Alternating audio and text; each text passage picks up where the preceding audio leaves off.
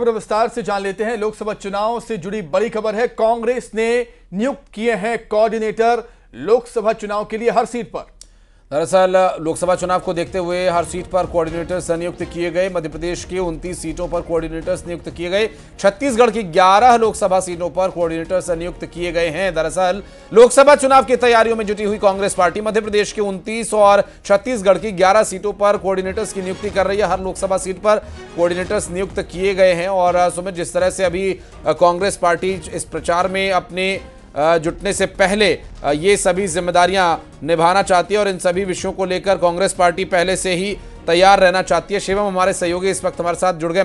Shivam, Congress party ने पहले election committee बनाई और अब कोऑर्डिनेटर्स की नियुक्ति, काफी तेजी से चल रही है कांग्रेस पार्टी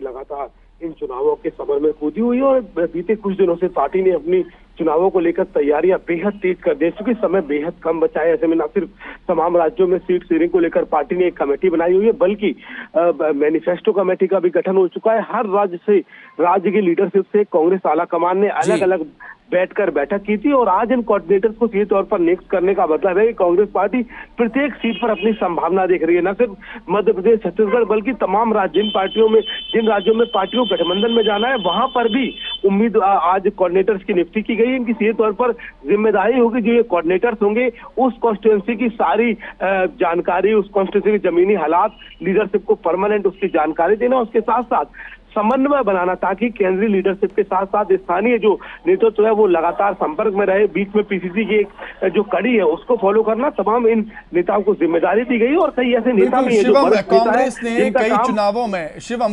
ने कई चुनावों में गलतियां किए हैं, नियुक्ति करने में काफी देरी की है। क्या उन गलतियों से कांग्रेस अब इस बार सीखती हुई नजर आती है आपको शिवम? देखिए, अभी लोकसभा चुनाव की अगर बात करें तो बहुत ज्यादा समय बचा भी नहीं है। और कांग्रेस की सीधी टक्कर इन दोनों राज्यों में भारतीय जनता पार्टी से, जो चुनाव में पूरी तौर पर मशीनी ताकत के साथ जाती है, परमानेंट चुनावी मोड में रहती है। ऐसे में कांग्रेस पार्टी को इस बात की बखूबी जानकारी है कि मैं 4 महीने का समय बचा है जब लोकसभा चुनाव होंगे। ऐसे में लगातार नियुक्तियां की जा रही और विधानसभा चुनाव जब इन दोनों राज्यों में हुए थे तो यही कहा गया था कि कांग्रेस पार्टी ने रणनीति बनाने में, तैयारी करने में समय जाया कर दिया। इसलिए इस बार नियुक्तियां लगातार हो रही है। बीते एक हफ्ते में कांग्रेस पार्टी ने पूरे जो चाहे मैनिफेस्टो कमेटी हो, कोऑर्डिनेशन कमेटी हो, राज्यों की लीडरशिप हो, इलेक्शन कमेटी हो, कल और आज कोऑर्डिनेटर्स की नियुक्ति कर दी। इस पर सीधे तौर पर देखा जाए कि कांग्रेस पार्टी इस बात को समझती है कि आने वाले 4 महीने में लोकसभा चुनाव होगा, तो पूरी ताकत झोंकने का बिल्कुल समय कम है लेकिन काम ज्यादा, समय कम है काम ज्यादा, और काम इतना बड़ा कि बीजेपी और उसके संगठन से लोहा लेना है, कड़ी टक्कर। बहुत धन्यवाद शिवम जुड़ने के लिए, तमाम बातचीत के लिए। और खरगोन में नवग्रह पंचकोसी यात्रा में जनसैलाब उमड़ा और कड़ाके की ठंड के बावजूद हजारों की संख्या में श्रद्धालु भजन कीर्तन करते निकले।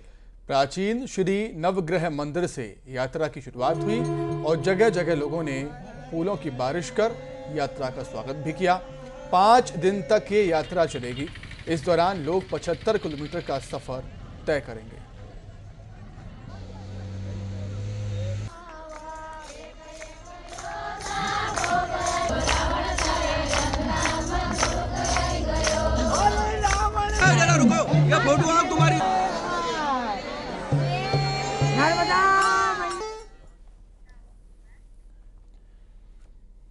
और इसी के साथ इस बुलेटिन में फिलहाल इतना ही। खबरें लगातार जारी है। नमस्कार।